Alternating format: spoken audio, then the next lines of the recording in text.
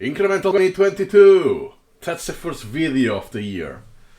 And what I want to do is sharing with you the update, how I'm using SuperMemo, my take on SuperMemo. Last time was the 1 year milestone, and now I am roughly 1 year and a half in, at least in this collection. And I want to share with you what I think is the most meaningful, what can be more useful for other people. Some of the bullet points you see here, I will dedicate one single video, more in depth, the ins and outs, pros and cons, or the perks you can get, and so on. Here is just the outline. It's more personal. It's not how to use it. It's why I decided this and that. And keep in mind that you will have chapters in this video, so you can skip ahead to whatever you want to see.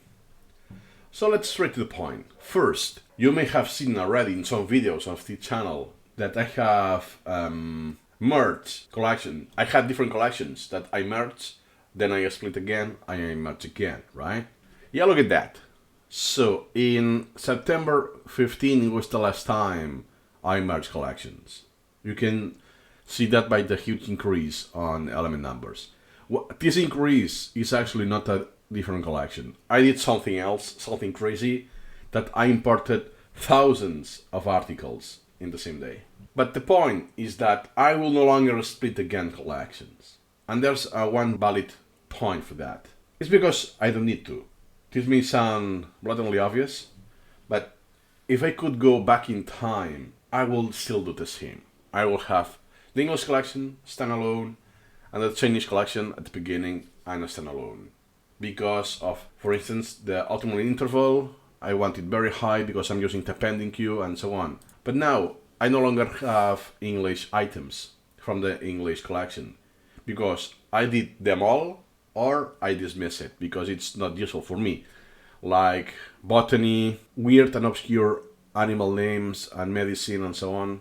No need for that. So there's nothing new to do from the pending queue. I no longer need a standalone collection and so on. So what I did is I merged all the collections. Now what you see here is everything that it's input. What I do not have, if I go to is the picture collection, that will be incremental reading, the survey, that's for writing, test collections. So you can see that I'm just really using one. Yeah, I have the picture collection with 2000, but I'm not learning from the collection. It's more like so therefore, I did, since now I only have this, let me even use the video, merge the video collection, when the video is from YouTube. What it did is I had several videos, local videos, I processed them all, so there are nothing else here. I won't follow the order I planned. The next thing is I started tracking my sleep on 2021. So actually I started from day one, but I stopped at the end of the year of 2020.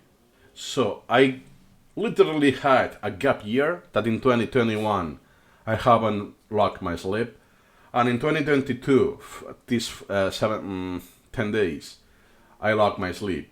But what I just discovered now is that I'm not synchronizing this, because I think it's in the binary, in the bin folder. So it's not on my Git backup, good to know. So I cannot show it to you. This has sleep again, nice. Which actually, the point was that to use plan, which I actually tried on January 1st. But a lot of things happen, not only out of the schedule, also out of the ordinary. I won't cover this because there are some dark topics, but it's something that happens perhaps first time in my life even. So it was one very specific day that it was one of the worst days to use plan. And I had my default and whatever, and I tried before.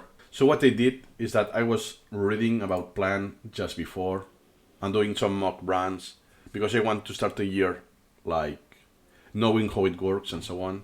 But it's been another failure. What I will do is first I will stick to the sleep again, and later on I will do it incrementally. For now, it's adding too much friction. So I'm not using plan anymore. At least now I know how actually works. So that's already something.